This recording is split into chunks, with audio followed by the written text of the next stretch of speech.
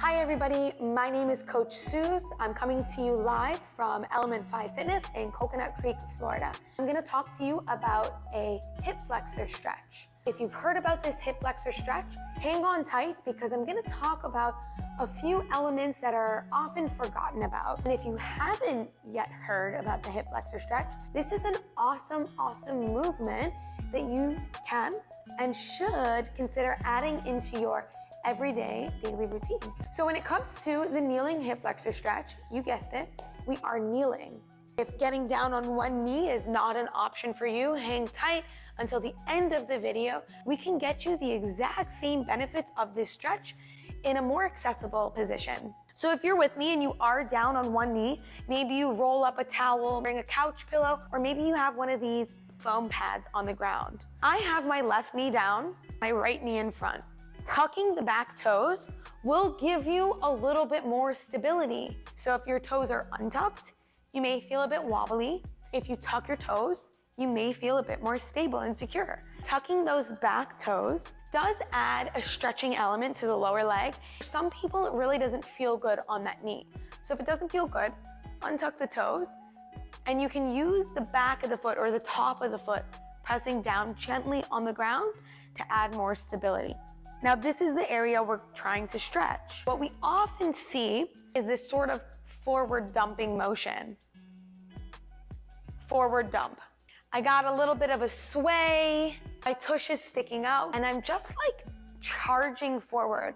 Long term, it just may not feel good while on that lower back, and it may not feel good on that hip groin area. So what I want you to do for a quick second, bring that other knee down to the ground, and bring both palms down onto the ground. If you've ever been in a dance class or a Pilates class, you've heard of that C curve in your spine. So what we're doing here is we're just making the letter C in both directions. So the focus here, what we're gonna take with us, what will translate into our hip flexor stretch, is this motion here. We have a pelvic tilt, and then another pelvic tilt, anterior and posterior if you're into the lingo. Now I'm gonna come back to that kneeling position. I'm gonna place my left hand on top of my right knee and my right hand on top of my left. And I'm gonna do the exact same cat-cow. I'm gonna stick everything out and I'm gonna tuck everything under. Now right away, I'm feeling a radiating warm stretch in the front of my thigh. That hip flexor stretch will radiate down into that quadricep thigh. We'll go to that inner thigh. I'm gonna inhale back, I'm gonna exhale, and I'm gonna tuck. When I tuck, gently engage my left glute, creating a little more pressure in the front. If you begin to feel that in your knee, which I am, maybe I'll just release my toes. We're gonna try that a few more times. Inhale, drive those hips back. Exhale, tuck those hips. I'm inhaling, reaching back, and I'm exhaling, tucking under. Here's what's often not talked about. We wanna make sure, and I'm gonna try and give you the best angle here, our right hip or our forward hip is not elevated or vice versa. And I wanna make sure they're equal. Hips are in the same line. So all things are going well here. Feeling the stretch of my left hip, my hips are in the same playing field. Toes are tucked, my knee feels good. If your hips are open, maybe you've been practicing this for quite some time, you can go deeper into the stretch. Find that tuck, driving the knee forward so slightly. It intensifies the stretch 10 times. Don't have to go far to feel it intensify. Here's the next point that's often forgotten about. If you have really open hips, you'll be able to drive super far forward. What I see is that this heel will come up. Now, if the heel comes up, I just want you to lift the leg, bring the leg a little bit farther forward. We don't want the heel coming up. We want that foot flat. Simultaneously, you could be working on ankle mobility, and that's awesome. But for right now, we inhale back.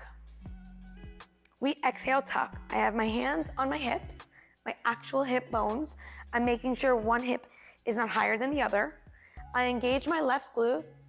Two options from here. I'm gonna stay, or I'm gonna drive forward, making sure my heel doesn't come off the ground.